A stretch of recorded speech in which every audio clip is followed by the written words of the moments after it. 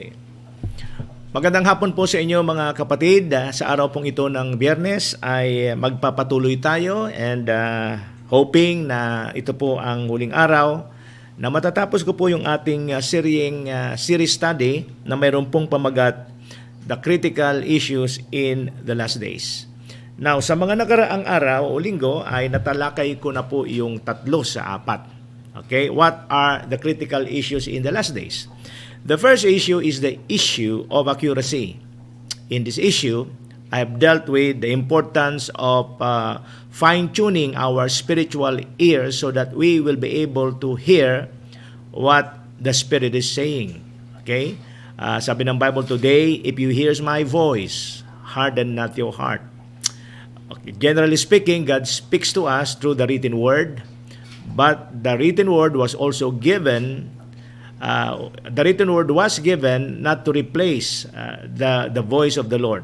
God can speak to us through the written word, and at the same time, He can speak to us through His voice. Now, whether it's audible or not audible, I don't know. But my belief is the moment God chooses to speak to you, you will hear. Because when God created man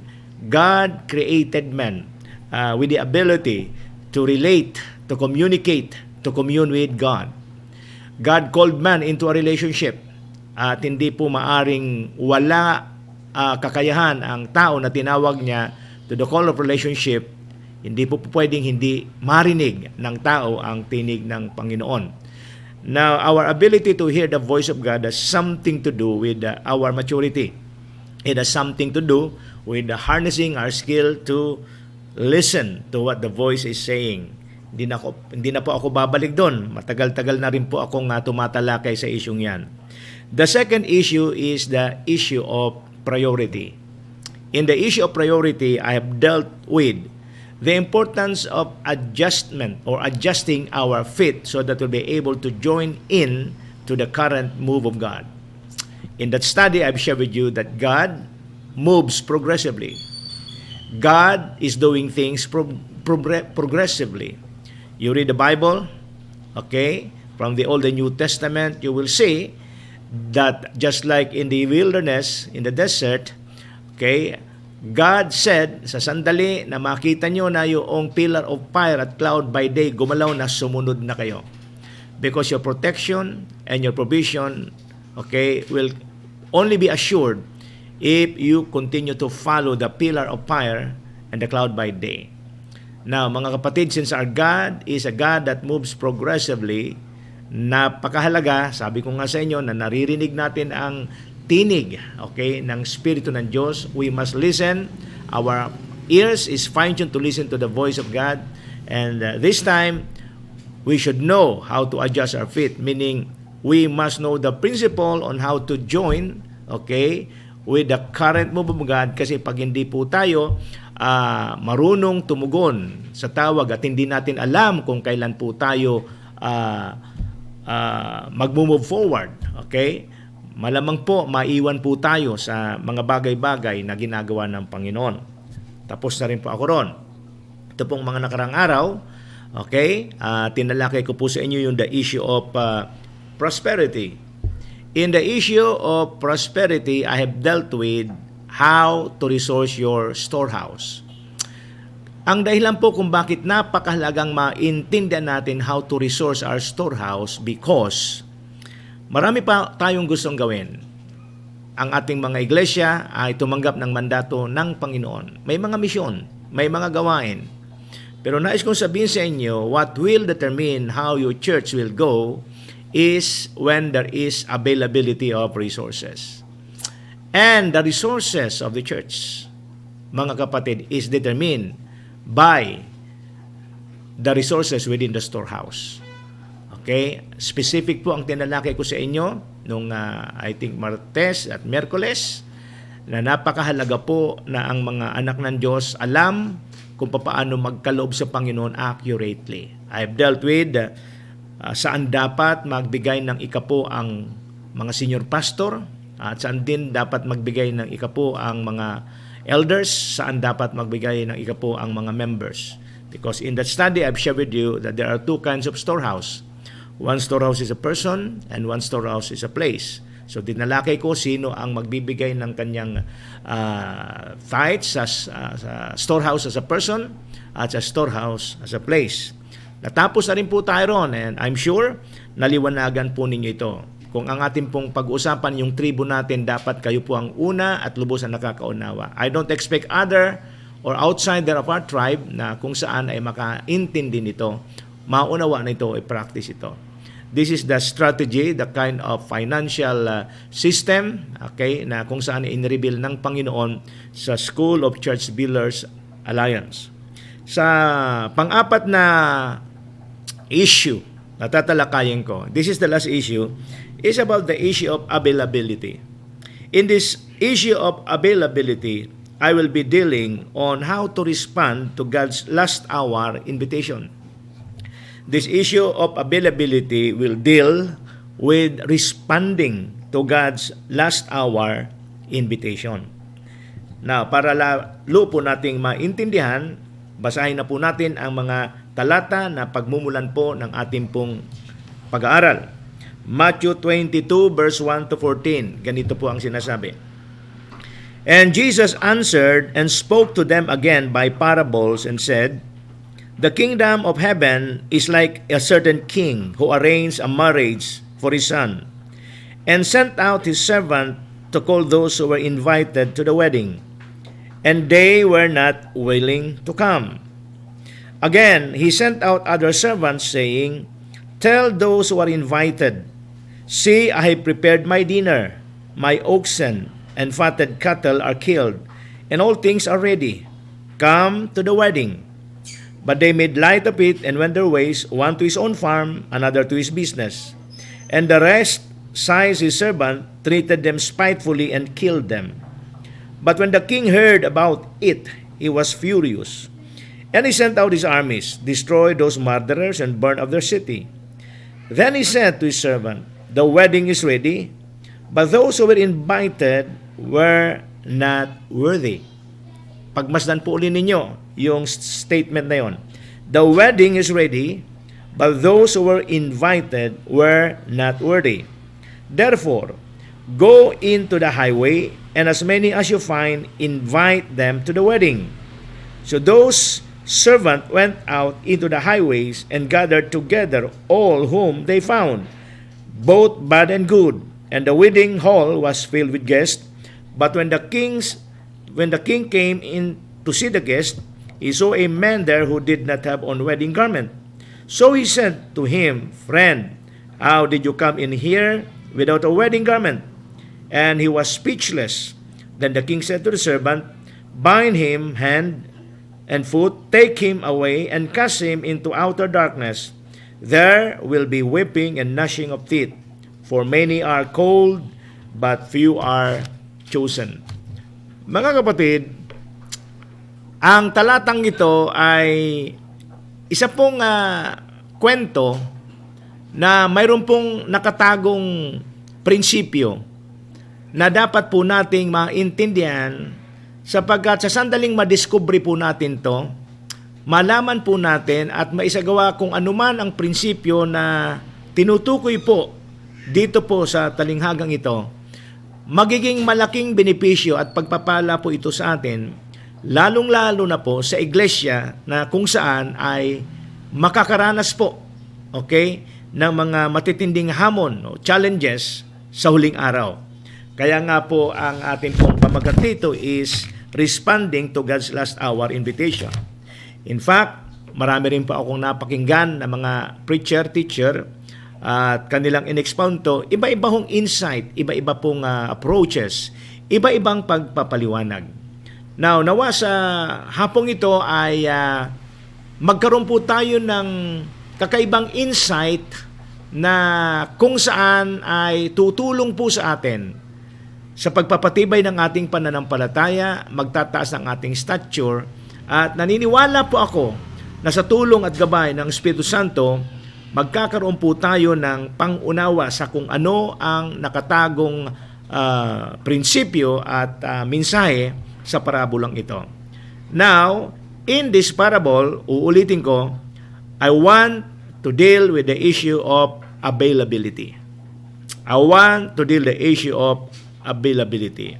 Marami pong mga pastor ngayon, mga manggagawa, mga mananampalataya, they miss the grace to govern and the power to prevail simply because they refuse to go or attend divine occasion, wedding banquet, divine occasion where God will pour out the strength they need to finish strong. Ulitin ko po.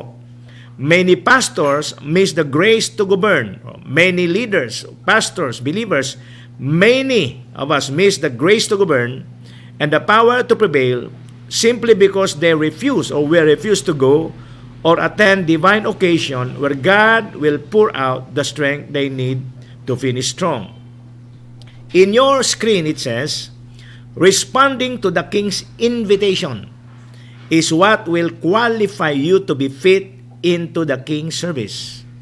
Uulitin ko po, responding to the King's invitation is what will qualify you to be fit in the King's service. Naalala po ba ninyo nung talakayin ko po ang creating kingdom culture? I have defined for you what is kingdom. And I mean that kingdom is composed of two words, king's domain. Now, tayo pong mga mananampalataya, tayo pong bahagi na iglesia ng Panginoon, we are God's domain. Okay? And Jesus Christ is our King. At dapat nating maintindihan from the perspective of the subjects of the kingdom. Dapat po, anuman ang sabihin, anuman ang gawin, anumang imbitasyon na iparting po sa atin ng hari, gusto kong sabihin sa inyo, mga kapatid, anuman ang ating ginagawa, mahalaga man ang mga bagay na kung saan ay presente natin gagawin o gagawin pa, na matataon sa mga sandali na tayo tumanggap ng imbitasyon mula sa hari. Mga kapatid, nais kong sabihin sa inyo, gaano man ka-legitimate at valid ang ating gagawin, but if it will reject the King's invitation, though our reasons were valid and legitimate, but from the perspective of a king, it is not accepted. From the perspective of the king, when you are invited, pero you reject because you have a valid reason, kung saan pag-aaralan po natin yan, even if your reason is valid and legitimate, I want you to understand that in the kingdom perspective, it is not still accepted. Now, pag-usapan natin para lalo nating maintindihan. What is a parable? What is the meaning of this parable? Anong ibig sabihin ng parabolang ito? Now, para maintindihan natin, sagutin muna natin yung unang tanong. Ano ba ang parable? Sa Tagalog, ang parable po ay talinghaga. At pinag-isipan ko pong maigi kung paano ko po i-define sa inyo ang ibig sabihin ng talinghaga. At ito po, pagsalu-saluhan po natin ito pong definition na ito. In your screen it says, ang talinghaga ay mga kwentong nagsasalarawan ng mga pangkaraniwan at pang-araw-araw na nakikita sa kapaligiran. Subalit may nakatagong mensahe na mauunawaan lamang ng mga taong handang sumunod, gawin at tapusin ang kalooban ng Diyos. Uulitin ko po. The parable or ang talinghaga ay mga kwentong nagsasalarawan ng mga pangkaraniwan at pang-araw-araw na nakikita sa kapaligiran, subalit may nakatagong mensahe na mauunawaan lamang ng mga taong handang sumunod, handang gawin, at handang tapusin ang kalooban ng Diyos. Kung ating pong pag-aaralan, kadalasan po, lalo na in the book or in the gospel, Jesus Christ uses a parable to teach to the disciple. At kung ating pong mapupuna, sa una ho, nahirapan po at hindi naiintindihan ng mga disipulo kung ano ang ibig sabihin ng parabola na itinuro ng Panginoon. Palibhasa sila po ay may relationship sa Panginoon, palibas ay patuloy na sumusunod sa Panginoon, sa tuwing sila ay nagtatanong, Lord, pwede bang ituro mo, paliwanag mo sa amin ang ibig sabihin ng parabola? And so the Lord explained to them. At ang layunin po kung bakit sa panahon ni Jesus, most of the time, sa kanyang pangangaral ay nangangaral siya sa parabola sapagkat alam niya kung sino yung mga nakikinig at tatanggap at alam niya kung sino rin ang mga matitigas ang ulo at hindi tatanggap. Now, the purpose why the Lord Jesus Christ speak to them in terms of parable upang ang makaintindi lang ay yung mga handang sumunod, handang gumawa at handang tumapos. At kung mayroong mang mensahe ang parabolang yon, nais ng Panginoon na ito'y manatiling nakatago sa mga taong matitigas ang ulo at alam niyang hindi magsasagawa nito. So in a way, mga kapatid, when the Lord Jesus Christ teach them the parable, it is a sign that that generation is still under God's judgment. He only wants to reveal His plan to those who are willing to follow, to do, and to finish the will of God.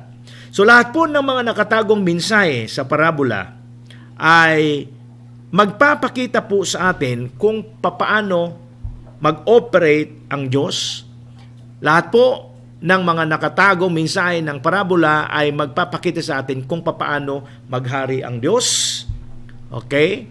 Makikita po natin yung kalikasan ng the power of God, how God rules, the nature of the kingdom. Ito po yung mga mensaheng nakatago, okay, sa loob po ng parabola. Okay? At naniniwala po ako that tayo pong mga sumasampalataya sa Diyos, tayo pong bahagi ng iglesia, tayo pong handang sumunod, tayo po ang siyang makakaunawa nito at patuloy pang ito'y ipapaliwanag sa atin. That is why, in our study of this teaching about the issue of availability, napakalaga maintindihan natin po yung ibig sabihin ng talinhaga, ang layunin bakit ang Diyos ay nagturo ng talinhaga sa kanyang mga alagad. Now, dito po sa ating binasa, okay, the parable of the wedding banquet, there are 3 revealed truth na gusto kong buksan sa inyo. Uulitin ko po, sa talinghagang ito, the parable of the wedding banquet, I have seen 3 truth, okay, na nahayag na gustong ihayag sa atin. What are those 3 revealed truth in this parable? Number 1, how God gives us strength in these last days so that we will be able to finish strong.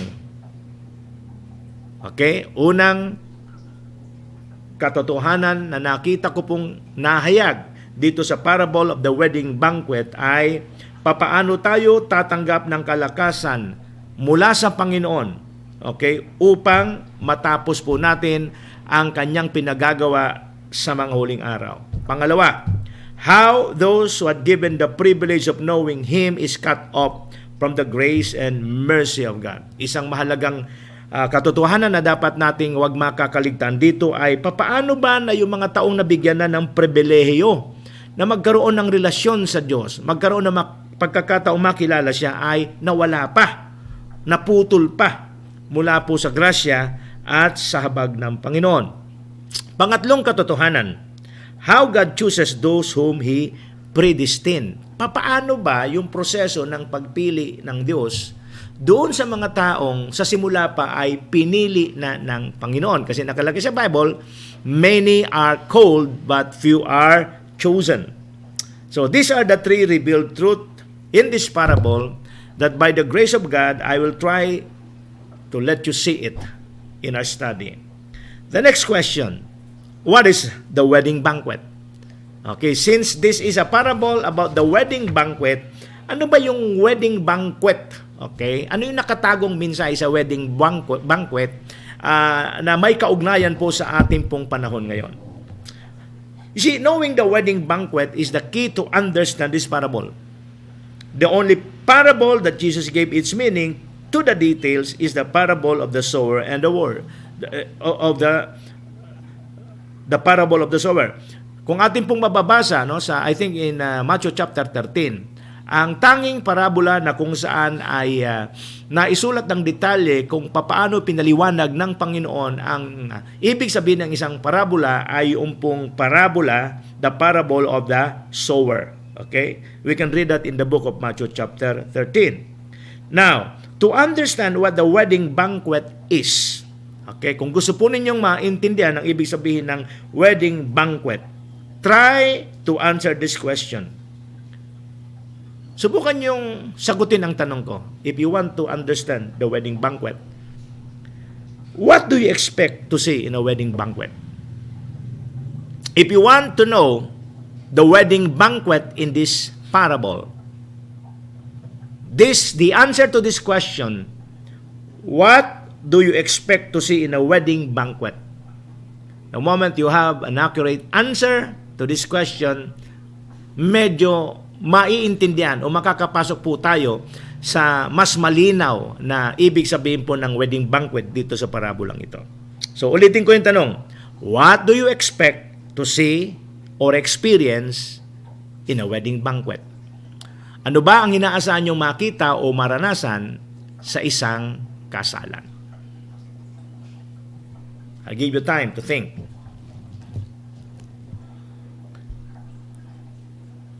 Sagot. There are 3 common happenings in a wedding banquet. Kung kayo po ay pupunta sa isang kasalan, tingnan po ninyo kung makikita nyo ito at mararanasan nyo. There are 3 common happenings in a wedding banquet. Ano yon? Number 1, extended time of celebration. Extended time of celebration. Ikumpara po natin ang celebration ng isang birthday o child dedication sa kasal. Alin ang mas matagal? Yung celebration ng birthday, binyag, o kasalan? Alam po ba ninyo, mayroong mga lugar na matindi po ang mararanasan nyo sa kasalan. Bispiras pa lamang po ng kasal, makikita po ninyo, lalo-lalo sa mga probinsya, no? Makikita po ninyo sa bispiras pa lang ng kasalan, maliban po doon sa abalang-abala na, okay, yung pagkakatay ng mga baboy o bakan na ihahanda, makikita ho natin na yung paligid ay talagang hindi makakaligtas sa pansin mo na, uy, mukhang ano meron dito. Okay?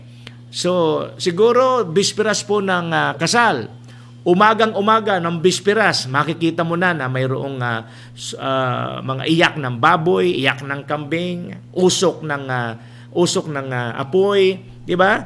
At makikita po natin na maraming abalang-abala nagluluto sa ng pagkain. Okay? Bandang hapon maririnig na po natin yung tunog ng musika. Okay? Nung unang panahon po ay may mga trompa pa, mga loudspeaker. Pero sa ating panahon, mga karaoke, videoke, bandang hapon maririnig mo na. And then sa gabi, talagang makikita mo nang may nagkukumpulan, may nagiinuman, may nagkakantahan, at pag talagang nalasing na, ayun, meron ng sayawan. Bispiras pa lamang po yan ang kasal. Okay. So sa bispiras ng kasal, matindi na po yung mga nangyayari. Okay? So matutulog na yung mga tao na involved sa kasalan, yung pong mga ikakasal, yung mga magulang, yung mga abay, etc. Gigising na madaling araw. Sa madaling salita, sa araw ng kasalan, umaga, abalang-abala sila. Kung ang kasalan ay bago magtanghali, pagkatapos ng kasal, kainan na. At alam po ba ninyo, 2 o 3 araw halos yata ang tinatagal ng kasalan. So isang makikita po natin hindi maitatangging senaryo sa isang kasalan ay yung tinatawag na extended time of celebration. Number 1 na makikita natin. Pangalawa, ano pa? Okay? Pagmasdan po ninyo ang handa sa birthday. Pagmasdan po ninyo ang handang pagkain sa mga child dedication or house dedication. Kumpara sa mga pagkaing handa sa kasalan. Di ba't higit na mas marami po ang pagkaing inihanda sa isang kasalan? So, ano ibig sabihin nito? Number 2, abundant feasting. Abundant food. Okay, una, extended time of celebration. Pangalawa, abundant food or feasting, masagana po yung pagkain. Okay? At yung iba nga po ay kung sobra, pinapauwi pa po sa mga ninong at ninang. Sa ibang probinsya po ay nako, ito ang hindi magandang senaryo. Simula pa lang, bisperas pa lang ng kasalan, nagkakatay na ng baboy, ng baka. Nagtataka po yung naganda sapagkat nangungunti yung karne, hindi pa niluluto, na itatabi na at na itatapon na sa kabilang bakod. Ito po ay isang negatibong kultura ng ating mga ng ating pong mga kababayan, lalong-lalo na po sa mga probinsya, sapagkat hindi naman po natin nilalahat, pero yung iba pong tumutulong sa atin, akala po natin tumutulong sa atin sa pagkakatay ng baboy, pagluluto, pero wala tayong kamalay-malay, bago pa ho lutuin, nabawasan na yung mga karne. Kaya nababawasan. Kaya sa iba, ano nangyayari? Hindi pa tapos kumain yung iba, paubos na yung pagkain. At doon nagkakaroon na ng problema yung mga naghanda. At sila'y nagtatalo-talo na, hindi ba 4 na baboy ang ating inihanda? Bakit ito lang ang nakinalabasan sa pagluluto? Well, marami na po kung alam na ganyan. Pagkatapos ng kasal, ayun, sisihan na. Yung magkakamag-anak, ayun, nagkagalit-galit na. Bakit? Isang dahilan sapagkat yung mga karne at yung mga pagkain na dapat lutuin ay hindi na naluto, kundi nakalapad na o nakatawid na sa kabilang bakod. But anyway, pangalawang karakteristik po na ating makikita sa isang kasalan ay yung pong napakasaganang handa ng pagkain. Ano pa yung pangatlo na hindi mo talaga, hindi makakaligtas sa iyong paningin? Hindi ba yung gift giving, bigayan ng regalo? Okay? Sa kasalan, kung mapupunan nyo, mas tambak ang regalo, okay, na binibigay sa ikinasal, okay, kaysa sa mga regalong tinatanggap ng mga bagong binyag o mga bininyagan o dinedication. So sa madaling salita mga kapatid, sa lahat po ng selebrasyon sa buhay ng isang tao, ang kasal ng tao ang may pinakabonggang selebrasyon. Okay? These 3 common happenings in a wedding banquet are clearly seen. Ano yun? Extended time of celebration, abundant food or feasting, and gift giving. Now, ang sabi ng Bible, the kingdom of God is like. Okay? Every time the Lord Jesus Christ speak to them in parable, lagi niyang sinasabi, the kingdom of God is like. Ang paghahari ng Diyos ay katulad nito. So since ang kasalan ay isa sa mga isinilarawan ng Panginoon para maintindihan natin papaano siya maghari, in relation po sa ating pong buhay ngayon bilang mga mananampalataya, ano po ang mga wedding banquet, okay, na pwede nating makita, lalong-lalo na po sa mga event, gawain ng simbahan. Mayroon po ba kayong makikita na mga event sa gawain ng Panginoon sa ating iglesia na makikita po ninyo yung 3 common truth na to, common happening na to? Ano yung 3 yun? Extended time of celebration, abundant feasting, and gift giving. Now, since the church is the domain of the king, the church is the first one to experience the rule and reign of the king. Ano po ba ang makikita po ninyo sa simbahan o sa iglesia ng Panginoon na makikita po natin ang 3 common happenings na ito? Okay, tingnan po natin. Let's say, for example, mayroon kayong cell group. Ano ang ginagawa nyo sa cell group? O kaya worship service. Anong ginagawa niya? Di ba mayroong kantahan, may awitan bilang expression ng ating pagsamba? Tama ho ba? Ano pa? Pagkatapos ng awitan, pagkatapos ng pagsamba sa Panginoon, mangangaral si pastor. Sa pangangaral ni pastor, ano po ang ginagawa niya? He is now providing our spiritual nourishment. After ng pangangaral ni pastor, maghahamon na po o lahat po tayo ay pupunta na sa altar para dalhin ang ating mga kaloob at ikapo. Ano po ang nakikita po natin? We are now giving our gifts. We are now honoring, okay, God because He is worthy. So dito makikita natin sa isang maliit na pagsasalarawan, ang gawain po every Sunday, okay, worship service po natin, makikita po natin to. Okay, unlike doon sa gawain po sa cell group, mas extended ang time ng celebration ng Sunday. Okay, unlike po sa gawain sa cell group, mas abundant ang word every Sunday. Okay, sa cell group, yung iba walang pagkakaloob, but there are cell group na kung saan ay nagkakaroon din sila ng mga offering. So makikita natin yung 3 common scenario, 3 common happenings sa cell group, sa Sunday school.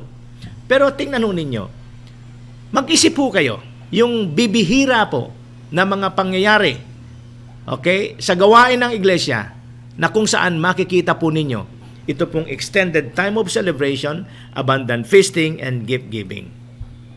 Okay. I will give you some example. What about your church anniversaries? What about Christmas worship celebration? Makikita po ba ninyo rito yung tinatawag na extended time of celebration? Makikita po ba ninyo yung abundant feasting of the word? Makikita po ba ninyo yung gift giving? Kung kayo po ay active, committed, loyal, faithful follower ng Panginoon, ugat na kaugat na rin po kayo sa church niyo.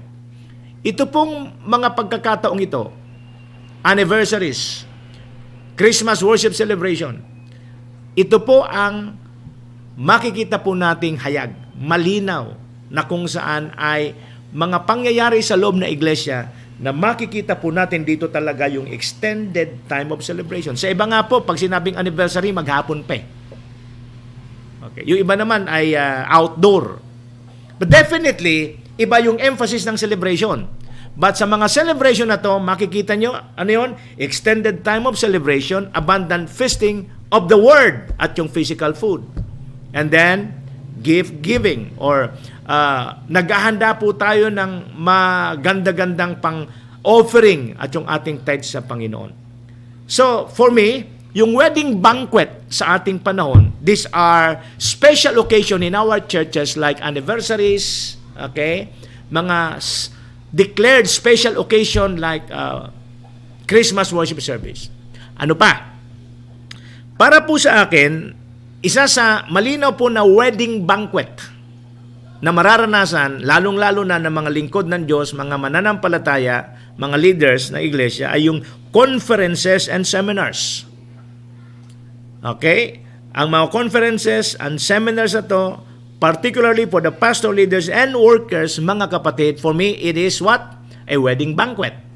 Bakit ko sinabing wedding banquet? Sa SCB seminars lang po, makikita po natin, 3 days and 2 nights. Anong tawag nyo dyan?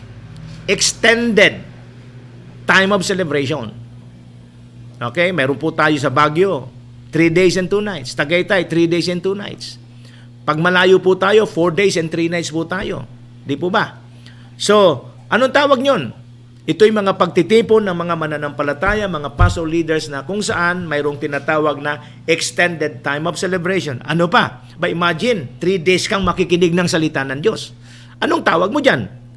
Abundant feasting of the word. Hello? At since mayroong extended time of celebration, may abundant feasting of the word, di ba bago tayo maghiwa-hiwalay, hindi maiwasan. Nag-register na po tayo, gumastos na po tayo, pero hindi maiwasan na sa paghahamon po ng pag-offering, di pa nagbibigay po tayo ng mas malaki compare sa mga ordinaryong mga seminar na ginaganap po sa ating churches. Now, mga kapatid, at least nagkakaintindihan ho tayo. Nagkakaroon po kayo ng understanding. Ano ba yung wedding banquet sa ating panahon? Para sa akin po, isa sa mga in-reveal na katotohanan sa akin ng Panginoon about the scripture is, kung sinasabi ng Bible that the kingdom of God is like, tingnan po natin, the kingdom of God is like a certain king who arranged a marriage for his son and sent out his servant to call those who were invited to the wedding. So, the kingdom of God is like what? A wedding banquet. Ang pag-aari ng Diyos ay katulad ng kasalan. At sa kasalan, mayroong extended time of celebration. Sa kasalan, mayroong tinatawag na abundant feasting. Sa kasalan, mayroong gift giving. Now, mga kapatid, I want you to understand, Jesus Christ as the King of the Kingdom, mayroon pong mga pagkakataon, pastor, leaders, workers, mga kapatid, I want you to understand this. There are special occasion in a year, in your life, that God will invite you for a what? Extended time of celebration, abundant feasting of the word, give giving, na kung hindi po ninyo naintindihan ang purpose nito, what will happen? You will miss it, and therefore, tulad ng sinabi ko po sa inyo kanina, pag hindi po natin ito naintindihan, mga kapatid, mamimiss po natin yung layunin. At isa po sa layunin, ng Panginoon, if you will understand the parable of the banquet, ay maintindihan po natin kung paano tayo tatanggap mula sa Panginoon ng kalakasang kailangan po natin so that we'll be able to finish our assignment in these last days. Isa po sa mga bagay-bagay na nakita ko sa Bible na kinamumuhian ng Panginoon ay ang katamaran. In the parable of the talent, you wicked and lazy servant. Inihalin tulad ng Panginoon ang katamaran sa wickedness, laziness to wickedness. Now, marami pong mga lingkod ng Diyos, marami mga manggagawa, marami mga believers, nagsimula po silang mainit sa Panginoon, naglingkod sa Panginoon, pero hindi tumagal. Nanlamig, yung iba po, tuluyan nang nawala. You know why? Kinapos sila ng lakas. Bakit sila kinapos ng lakas? Mga kapatid, sapagkat sa mga sandali na mayroon pong wedding banquet. Ano po yung wedding banquet? Extended time of celebration, extended time to receive spiritual nourishment, extended time to offer your gifts. Sila po ay tumatanggi. And this is the problem of those people invited by the king, to the wedding banquet of his son. Hello? Tingnan po natin. When we are attending a wedding banquet, what are the experiences na mararanasan nyo? Tingnan nyo. Experiences in the wedding banquet. And by the way, mga kapatid, tulad ng sinabi ko sa inyo kanina, celebration Sundays or anniversaries, conference and seminars, in your screen it says, today's wedding banquet for pastor, leaders, and workers are not only declared annual anniversaries, kundi yung pong mga seminars and conferences. Today's wedding banquet for pastor, leaders, and workers are seminars and conferences like, hindi ko sinasabing SCB lang, like SCB. Because every time there is a seminar and conferences, na kung saan hosted or initiated by SCB, it is always an extended time of celebration. It's an abundant feasting of the word, and there is also gift giving. So for me, this is the wedding banquet na tinatalakay ko. Now, ano ba yung mga common experiences natin if we are attending a wedding banquet? There are 3. Tingnan nyo. Ano yun? Number 1, the joy of the Lord through celebration of praise and worship. Alam po ninyo, pagdating po sa cell group, hindi po ganun ka-extravagant ng worship sapagkat kung mayroong mga instrumento, minsan gitara lang o palakpak lang. Kukunti lang kayo. Ang praise and worship po sa church every Sunday, kahit paano, ay talagang masaya. Halos lahat ng pamilya naririyan. Pero, paghambingin po ninyo, yung klase ng celebration, ng joy na nararanasan during praise and worship or celebration every Sundays, sa mga panahon na mayroon po tayong mga conferences and seminar, iba po ang excitement. Iba po ang excitement sa mga praise and worship celebration during seminars and conferences simply because mas marami tayo. Ano pa? Iba-iba yung mga tumutugtog at kumakanta. Ano pa? Excited ang bawat isa kasi ang mga kasama natin doon sa seminar and conferences ay galing sa iba't ibang lugar. Just like sa kasalan. Sino ba ang mga taong involved sa kasalan? hindi lamang po yung ikakasal, hindi lamang po yung pamilya ng lalaki at babae, kundi pati yung mga kamag-anak mula sa malalayong lugar ay umuwi just to join the celebration. Nakikita po ba ninyo ay yung kahawig na senaryo when there is a wedding banquet like conferences and seminars? So the joy of the Lord through celebration of praise and worship. Ano pang mga karanasan? The strength of the Lord because of the abundant ministry of the Word. Every Sunday worship service po natin, more or less 1 hour lang po ang allotted time sa preaching of the Word. But when there is the seminar and conferences, 3 days. Imagine, 3 days, maghapon pa. Nung kami po ay nagsisimula dyan sa Baguio, doon sa FBR, mga kapatid, 4 whole days hanggang gabi. Pero dahil marami na rin tumatanda, hindi na ako kinakaya ng iba. Kasi yung iba parang napeste ng manok, pagpagod na at inaantok na. Kaya po, nung mga nakarang, ginawa na po nating 3 days and 2 nights, wala na po yung gabi. At pinayagan ko na po na sa gabi, mamasyal na kayo. Kasi kahit pa paano, pag namamasyal, yung manok na parang napeste ay muling nabubuhay. Para nga namang kinabukasan, malakas uli sila. So, that's the point, mga kapatid, no? Common experiences in the wedding banquet. Number 1, the joy of the Lord through celebration of praise and worship. Pangalawa, the strength of the Lord because of the abundant ministry of the Word. Grabe ho ang kapahayagan ng salita ng Diyos. Ano pa? The joy of honoring God through our generous giving. Minsan 1 or 2 seminar offering times. Kami po sa Malaysia, pag kami po ay nagsaseminar noon, 2 weeks. At sa isang linggo po, kung di ako nagkakamali, 3 beses po kami mag-offering. Sa isang linggo. Okay? Sa isang linggo, 3 beses. But that's part of the culture of ISAAC, International Strategic Alliance of Apostolic Churches. Tuwing pupunta kami ron, we are now expecting excitement. Okay? Bakit? Mga kapatiran, mga pastor sa iba't ibang dako ng mundo, hindi bababa sa 40 nations, ay muli kayo magkikita-kita. Excited ho kami sapagkat yung pong revelation of the Word ay talagang abundant. And because of that excitement, it will also affect the way we give. That is why kung 3 beses sa isang linggo kami mag-offering, hindi na po issue sa amin yan. Bahagi na po yan ng kultura. Okay, sa atin sa Pilipinas, magpa-offering ka. Araw-araw, kung 3 araw ang offering, ang seminar, araw-araw din may offering, mayroon ka nang maririnig. Okay? But, mga kapatid, depende sa kultura ng grupo. Now, in our church, in our network, pag may seminar po tayo, once lang po ang ating offering time. But the point is, even if it's once, ang iba sa atin ay talagang nagbibigay joyfully. May mga pagkakataong may pangalawa, but yung pangalawang offering is for a purpose. But again, hindi na yan issue, wala nang contention dyan because we know that we have a culture na dapat pangalagaan at sundin.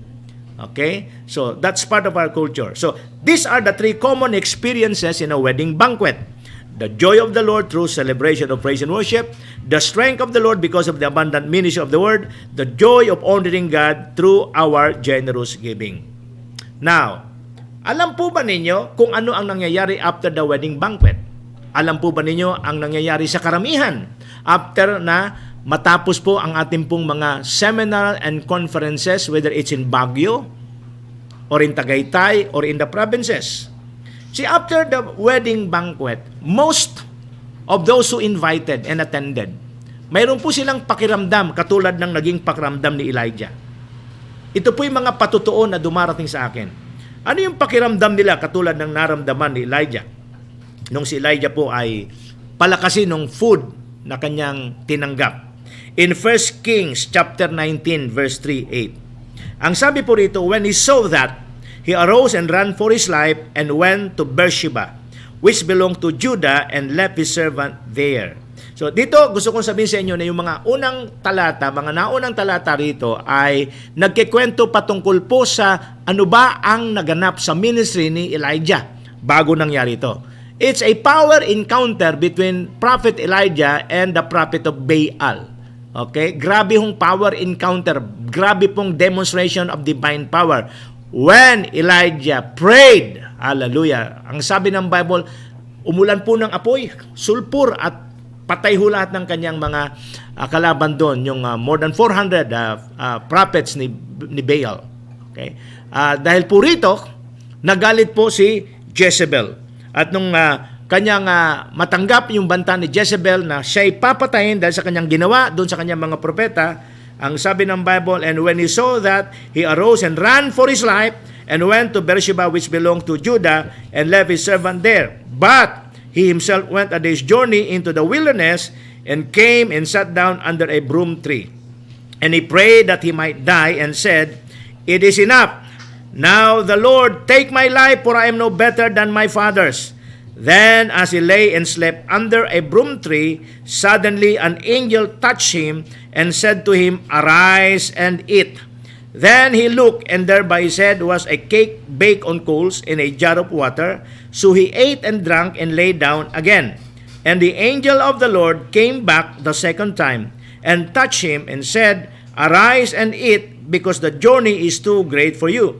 So he arose and ate and drank, and he went in the strength of that food 40 days and 40 nights as far as Horeb, the mountain of God. Mga kapatid, mayroon pong nakain dito sa Elijah.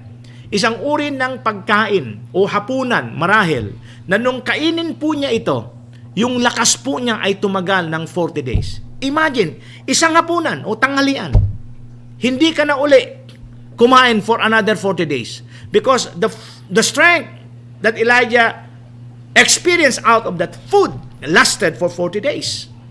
Mga kapatid, spiritually speaking, di ba? Whenever we attended conference and seminars, these are wedding banquets in our tribe, hindi ho ba?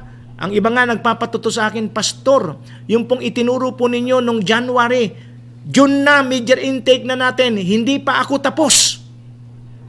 Ang iba isang intake, January. The whole intake ng January, the whole year, tinuturo po nila.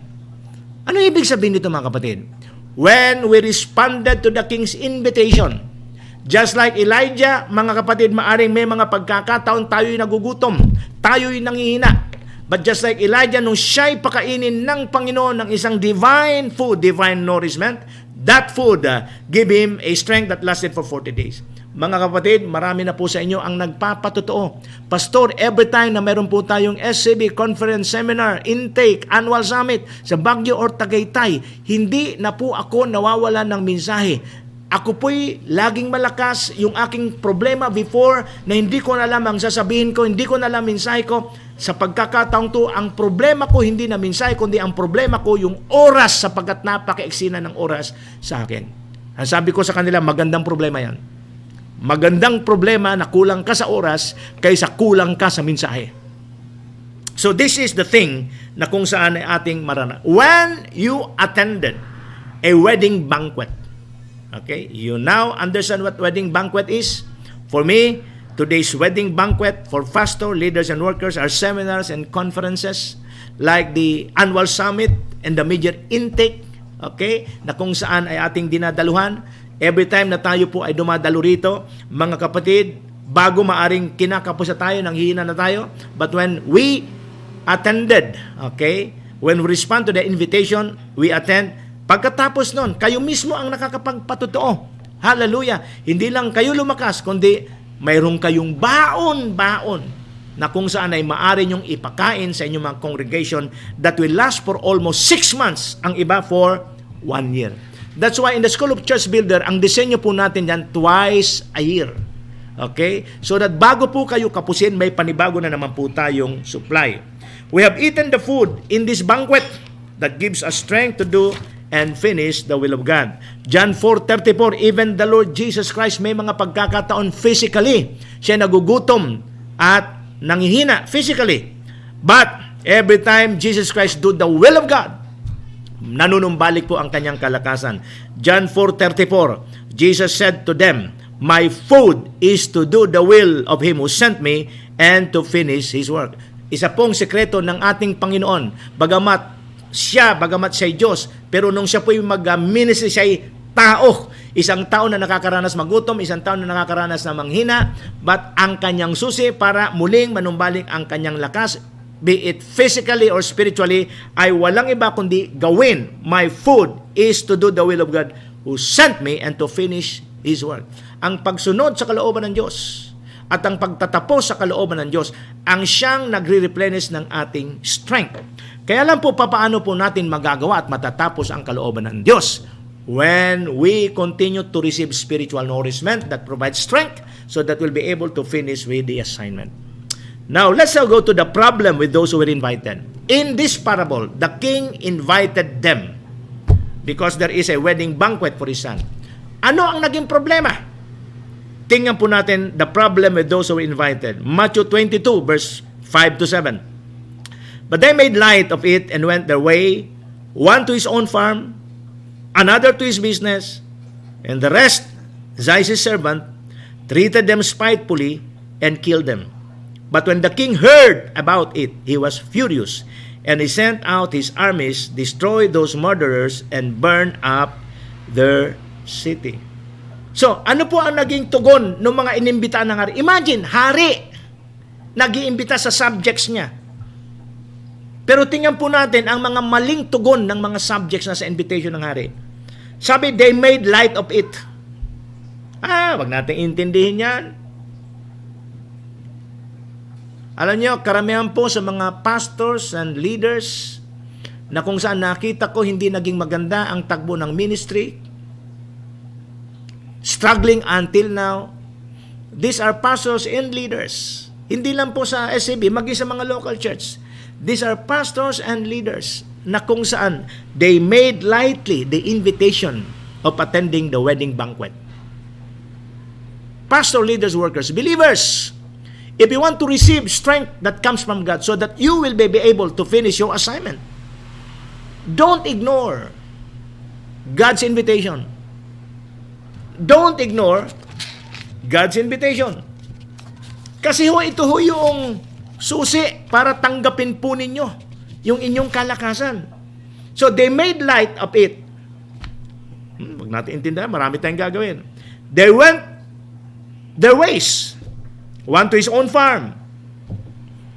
One to his own farm.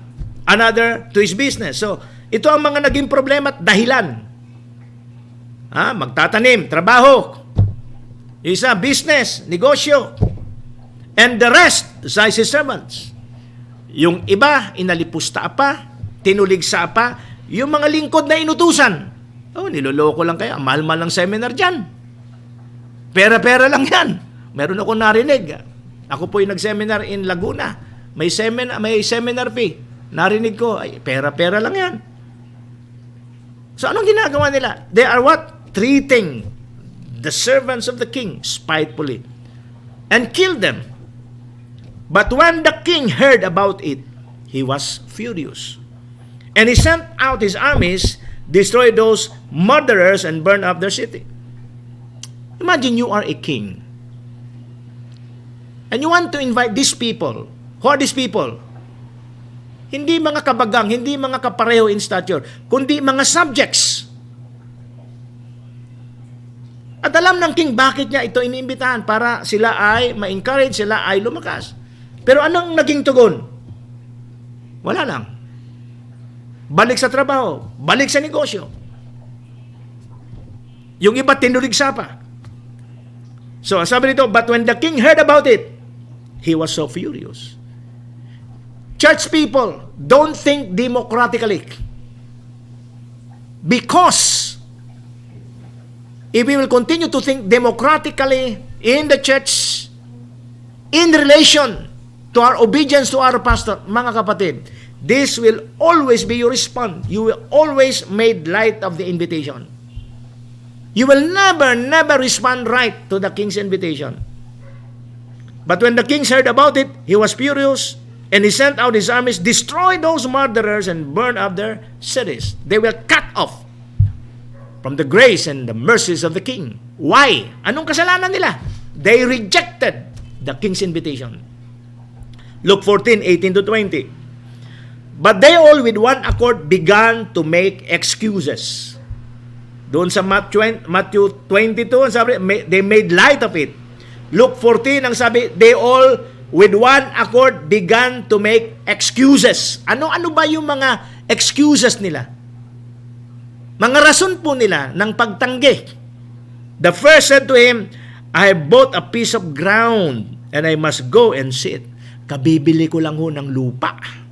Kinakailangan kong ayusin to, kinakailangan i-cultivate to. Hindi pwedeng pabayaan.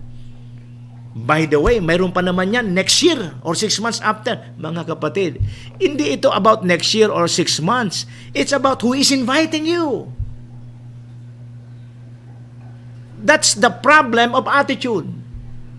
When we reject the invitation of the king for us to go to his wedding banquet, we reject. Anong ginagawa natin? Anong pinapamukha natin sa kanya? Kaya ko, maski hindi ako tumanggap ng biyaya at lakas sa wedding banquet na yan. Anong pinapakita mo sa you're arrogant, you're proud.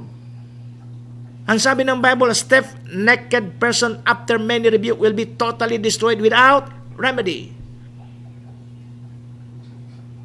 That's a problem. But they all, with one accord, began to make excuses. The first one said to him, I bought a piece of ground, and I must go and see it. I ask you to have me excuse. And another said, I have bought 5 yoke of oxen, and I am going to test them. Nakabili po ako, Panginoon, ng magandang sasakyan. Pastor, hindi muna ako sasama, kasi kinakailangan kong i-road test yung sasakyan ko. Nataon kasi na bakasyon din ako, so dalawa pagpipilian ko. Either pumunta sa Baguio for a 3 days conference or i-road test ko to, ikutin namin ang buong Luzon. I have bought 5 yoke of oxen and I'm going to test them. Kasi oxen po rito. Sa panahon nila noon, it could be a tractor or a transportation. I ask you to have my excuse. Still another said, I have married a wife, and therefore I cannot come. Naku, pastor, nataong kasal namin yung ating Baguio conference, yung Tagaytay conference. Iba pa, kakakasal lang namin. Siyempre, mag-honeymoon naman kami. So these are what? Sa tingin nyo, are these excuses are valid? Lalo na po yung bagong kasal. Siyempre nga naman, pambihira. Kakakasal lang. So ano expectation natin after the kasal? O di mag-honeymoon, local or international, a week, vacation. Ang problema, yun din yung panahon na kung saan the king is invited you for a wedding banquet. Pwede bang sabihin mo sa hari na nag-iimbita sa'yo, pasensya na ho kayo. Mag-honeymoon muna kami. Luke 14:18 to 20 are excuses. What are these excuses? Are they legitimate? Are they valid? Yes. It's legitimate. It's valid. But are they accepted? No. That's a problem. Your reason may be valid. Your reason may be legitimate. But if it is the king who is inviting you, maski na ito'y legitimate, maski ito'y valid, your rejection to him means unaccepted. Those who were invited have their own excuses. Their excuses were all legitimate and valid, but it is not accepted. Mayroon po akong narinig na kwento, I think ito'y kwento ni Dr. Tony Bacari. Nung pong si Prince Charles at Lady Diana raw po ay ikasal, yung invitation po ng reyna, ng queen ng England, ganito ang nakalagay. The queen commands your presence. So when the Queen of England distributed the invitation to the nobles of the land, the famous in England, president, ministers of nations, yung pong doon sa England, yung subjects niya ang nakalagay sa invitation, the Queen command your presence. Mga kapatid, when you look at God this way, it will settle everything. Whatever you do, whatever your priority, if it will be in conflict with God's priority, please think that the invitation is not the invitation katulad ng pagkakaintindi ng mga tao sa isang demokratikong bansa. We are not living in a democratic country. We as Christians are living in the kingdom of God. And when we know that the invitation comes from the King, always put this into your mind. You are not only invited, but you are being commanded. The Queen commands your presence. The King commands your presence. Sa mga seminars ko po, madalas ko po itong sinasabi. Even if anniversary po ng church namin, even if may napakahalaga na okasyon akong pupuntahan, but the moment I've learned that my spiritual father will come to the Philippines, maski anniversary po namin yan, hindi po ako mag-iisip. Hindi po ako magdadalawang isip na i-cancel ang schedule ng anniversary. Because for me, minsan lang dumating yung aking spiritual father sa Pilipinas at hindi ko po hayaan na dahil sa anniversary ay mamiss ko yung kanyang pagpunta. God knows this commitment that I have. What about you? Do you have this kind of commitment?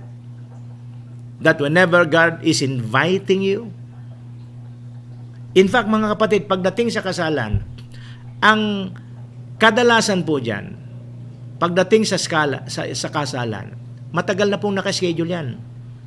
Ibig sabihin, pag nakaschedule na yan, if you really believe that that is your spiritual wedding banquet, let's say, mga conferences ng SCB, if it is your spiritual banquet, kapatid, matagal nang nakaschedule yan. Do not allow other priorities to replace wedding banquet.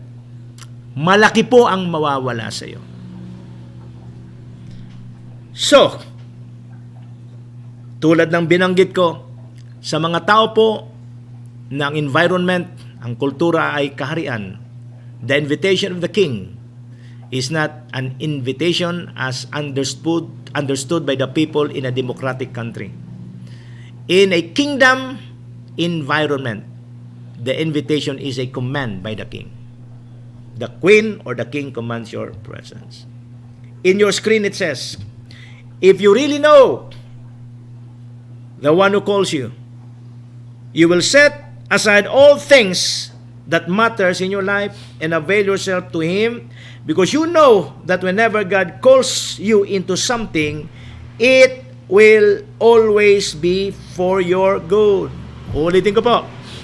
If you really know the one who calls you, you will set aside all things that matters in your life and avail yourself to Him, because you know that whenever God calls you into something, it will always be for your good. All of us has our own night hours, but God, by His mercy and grace, will invite us to the wedding feast, so that when that night comes, we already possess God's strength before the darkest hour of the night comes. We already possess God's strength that will sustain us. Psalm 23 verse 5 says, you prepare a table before me in the presence of my enemies. During this lockdown, mga kapatid, never in my experience, palagay ko kayo rin, that God has put us in a lockdown and yet provided for us daily fresh spiritual nourishment from heaven. Na-realize ko at nakita ko, kung wala po tayong salita ng Diyos na tinatanggap araw-araw mula sa daily streaming pong ito, baka marami po sa atin depressed. Isa po sa problema ngayon ng gobyerno is not only yung infected ng COVID-19. There are a lot of people who are not infected by COVID-19 but nagkakaroon po ngayon ng mental health problem. Bakit nagkaroon ng mental health problem? Because of hopelessness, because of fear, because of confusion. Bakit nakapasok ang confusion, fear, and hopelessness? Because there is no word. There is no word dwelling in their hearts richly. In Colossians chapter 3, verse 1 and 2, nakalagay ron, fix your hearts, verse 1, on the things above. Verse 2, fix your mind on the things above. The only way for our hearts and mind to fix on the things above is when we fill our hearts and mind with the Word of God. Let the Word of Christ dwell in your heart richly. Yan po ang ginagawa ng Panginoon simula pa sa lockdown. Nung walang lockdown, mga kapatid, malaya po tayo, pero kulang na kulang ang salita ng Diyos. Ngayon pong limitado ang ating galaw, sobrang feasting on the Word ang ating tinatanggap. Do you think walang purpose ito? Mga kapatid, I want to open your eyes. If God put us in a lockdown, and during this lockdown, day after day, God is releasing spiritual nourishment. God is preparing us for more intense battle. God is preparing us for a more exciting ministry. But for us to experience that thing, just like in the scripture, Psalm 23, you prepare a table before me. When? In the presence of my enemies. Bakit hindi tayo lumalabas? Bakit takot tayo? Kung lalabas tayo, may face mask tayo. Meron tayong face. Why? Because we know that this virus called COVID-19 is an enemy sent by the devil. Although allowed by God, it is an enemy sent by the devil. The thief cometh but to steal, kill, and to destroy. This is the purpose of the enemy. Steal, kill, and destroy. Kaya nga po dito nakita natin yung mga mananampalataya na kung saan hindi talaga nag-ugat sa relasyon nila sa Panginoon, they're confused. They're disturbed. They're distressed. But praise God, if you are filled with the Word, full of the Word, hallelujah, mga kapatid, lalo kang tumitibay, lalo kang lumalakas. In your screen it says, the issue of availability is so crucial that if you continue to ignore all of the King's invitation, specifically the invitation of the King for a wedding banquet, we will not only suffer disgrace, but we will be misplaced or replaced in our calling and ministry. Only think about it. The issue of availability is so crucial that if we continue to ignore all of the King's invitation, we will not only suffer disgrace, but we will be misplaced or replaced in our calling and ministry.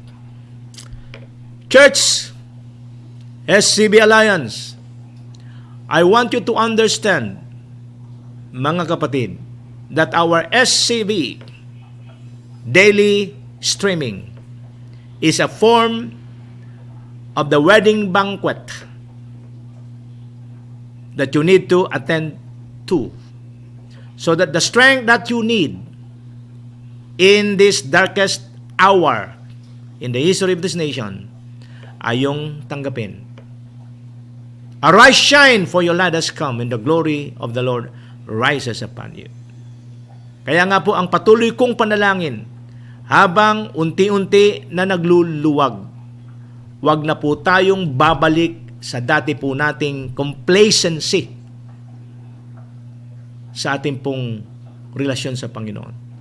Wag nating hayaan na masayang ang ilang buwan, marahil mahigit pa ito na 1 taong lockdown. Wag po nating hayaan masayang yon. Let our ears be open so that we'll be able to hear what God is saying in these last days. Let our feet join in to the current move of God. Let's resource our storehouse so that whatever God wants us to do, there are resources needed and will become unstoppable. And, mga kapatid, let us continue to respond right to the King's final hour invitation so that we'll be able to receive strength and we'll be able to finish our assignment. Father God, today, once again, I come before you, Lord God, lifting up to you every family, Lord God, within the City of the Lord Church and School of Church Builder. I pray that this message about critical issues in the last days that deals with the issue of accuracy, priority, prosperity, and availability will be a clear issues that has been dealt with. At ako'y nagdideklara, Panginoon, na bawat isa ay tutugon ng tama. I do believe you have used this lockdown for us, Lord God, to address our inaccuracy in responding to this critical issue. God, in Jesus' mighty name, give us wisdom. Give us the grace to explicitly obey what you want us to do. At naniniwala po ako, Panginoon, pag ginawa po namin to, the issue of accuracy, priority, prosperity, and availability has been dealt with. We are settled right. And we thank you, Lord Jesus Christ, for the grace to govern and the power to prevail. Panginoon, maraming salamat. Pagpalain po ninyo ang bawat pamilya na ngayon nanunood at nakikinig. Sa pangalan ng Ama, ng Anak at ng Espiritu Santo. Mga kapatid, nagpapasalamat po ako sa inyo sa patuloy po ninyong pagsusubaybay. Hindi man ako ang nagsasalita rito, equally important po yung mga salitang tinatanggap nyo sa iba pong mga kapastoran na nagsasalita rito. These are part of the Word, abundant feasting of the Word that God is preparing for us in this wedding banquet. This daily live streaming for me is also a daily live, it is also a wedding banquet. Okay? Sobrang extension na po, extended time of celebration, extended time of feasting, sobra-sobra na po. Pero until na ang feasting na yan ay nandiyan pa, let's just enjoy the Word of God. Sa Monday po, mga kapatid, kami po ay, God willing, matuloy na umalis, papunta po sa ating Bicol Relief Mission. Nagpapasalamat po ako sa mga tumugon po sa tawag po ng pagkakaloob at pagbibigay. Kaya po pala naituro ko in advance yung pong creating kingdom culture. Okay? Sapagkat doon sa pag-aaral pong yun ay tinalakay ko na isa po sa kultura ng kaharian ng Diyos ay yung mga anak ng Diyos ay kinakailangan tumulong sa mga taong nangangailangan nito. We praise God na hindi po tayo tinamaan ng malakas na bagyo nung linggo. Pero mayroon po tayo mga kapatiran sa Catanduanes, Albay, Kamsur na talagang devastated po sila. Tayo dito sa Manila, ilang bahagi po ng outside of Metro Manila na hindi po tinamaan, we are thanking God. We are grateful to God. We are grateful to God. Why? Hindi po tayo tinamaan. The question is, what about them na tinamaan? It is our responsibility not only to pray for them. It is our responsibility to help them financially, materially. And so we thank all the churches who participated. Mayroon po tayong ilang church doon na kung saan ay tutulungang malagyan uli ng bubong ang kanilang mga simbahan. May mga pastor po tayong tutulungan doon. Salamat sapagkat may mga taong ginagamit to bless them. Pero mayroon pong mga miyembro, ang mga pastor natin, na naghihintay din ng ayuda. At yun ang dahilan kung bakit po ako ay hindi lang nananalangin, hindi lang umiling sa inyo, kundi ako po ay nag-uutos po. Sinimulan ko sa mga pastor, nag-uutos po sa bawat pamilya o sa bawat may trabaho at least to sponsor a bag of food packs amounting to 3,000. At bukas po, Sabado, 1:00 po ang final collection po namin so that we'll be able to know how much ang ating nakolekta. By Sunday po, sasabihin ko po sa inyo, ipopost ko po sa ating group chat kung magkano po ang nalikom po natin. Maraming salamat po sa inyong generosity, sa prayer. Huwag po ninyong kakalimutan na ipanalangin kami sakali o God willing na kami po ay matuloy. In Jesus' mighty name, thank you. Were you blessed with the message today? If so, Please like, subscribe, and hit the bell button below for updates. Thank you for watching and see you next streaming.